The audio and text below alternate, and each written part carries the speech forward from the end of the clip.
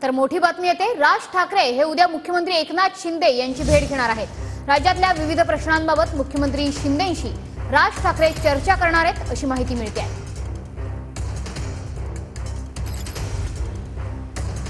तर नुकत्याच अमोल मिटकरी यांच्या गाडीवर झालेल्या मनसैनिकांच्या हल्ल्यानंतर आता राज ठाकरे मुख्यमंत्री एकनाथ शिंदेंची भेट घेत आहेत। मात्र या भेटीमध्ये राज्यातल्या विविध प्रश्नांवर ते चर्चा करतील अशी माहिती मिळते आहे। आगामी विधानसभा निवडणुकीमध्ये राज ठाकरेंनी दंड थोपटलेले आहेत आणि मनसैनिकांना तयारी करण्याच्या देखील सूचना दिलेल्या आहेत। विधानसभा निवडणुकीच्या तोंडावर आता राज ठाकरे आणि मुख्यमंत्री एकनाथ शिंदे यांची उद्याची ही भेट अतिशय महत्त्वपूर्ण मानली जाते आहे। त्यामुळे मनसे पुन्हा एकदा निवडणुकीला सामोरं जाताना ऍक्टिव्ह मोडमध्ये आलेली दिसते।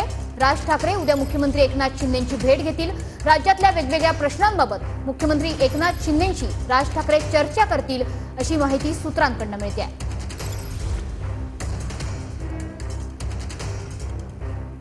एकीकडे मुख्यमंत्री एकनाथ शिंदेंची भेट राज ठाकरे उद्या घेणार आहेत, तर दुसरीकडे उपमुख्यमंत्री अजित पवार यांच्या नेत्यांवरती आता मनसैनिकांनी हल्ले करायला सुरुवात केली। अमोल मिटकरी यांच्या गाडीवरच्या हल्ल्यानंतर आता राज ठाकरे मुख्यमंत्री एकनाथ शिंदेंची भेट घेत आहेत।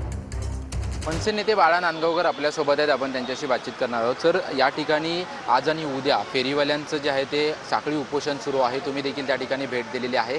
काय एकंदरीत त्यांच्या मागण्या आहेत, काय तुम्ही सांगता?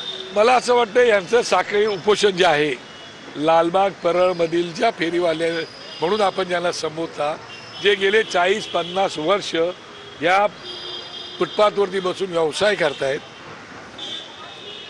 त्यांनी आपली कुटुंब मोठी केली, मुलांना शिक्षण दिलं आणि आता अचानक आपण त्यांना जर अशा प्रकारचे रस्त्यावर आणणार असाल तर ते कितपत योग्य आहे? एका बाजूला तुम्ही भेंडी बाजारात गेलात तर त्यांना विचारायला कोणी जात नाही।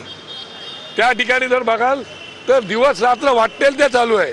पण माझा मराठी माणूस हा शोषिक आहे, सरकारला मदत करणार आहे, नियम पाळणार आहे, म्हणून त्याच्या कुटुंबावरती घालायचं हे राज्य सरकारच्या धोरणात बसत नाही असं मला वाटते।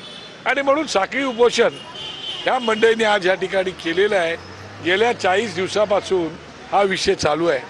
बरेच वर्ष राज्य सरकार केंद्र सरकारकडे कोर्टात आणि हायकोर्टामध्ये हा